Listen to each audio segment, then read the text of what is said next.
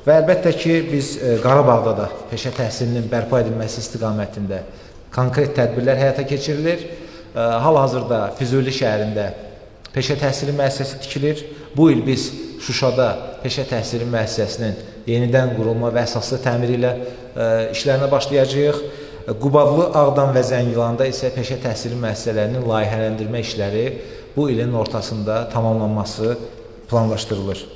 Bildiyiniz kimi ölkəmizdə peşə təhsilinin infrastrukturu uzun müddət ciddi sıxıntı keçirmişdir və bunun obyektiv səbəbi Qarabağ müharibəsi dövründə məcburi köçkün vətəndaşlarımız peşə təhsili müəssisələrinin infrastrukturunda məskunlaşmışdır. Hələ bu gün də təqribən 50% müəssisələrimizdə bizim köçkün vətəndaşlarımız var.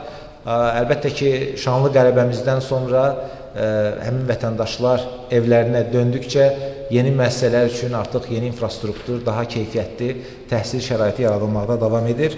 Son illərdə Bakıda, Gəncədə, Bərdədə, Qəbələdə, İsmayıllıda, Cəlilabadda və Lənkəranda yeni peşə təhsil müəssisələri tikilmişdir. Hal-hazırda Qubada, Qaxda, Tovuzda və bir çox digər rayonlarımızda layihələndirmə və tikinti işləri davam edir.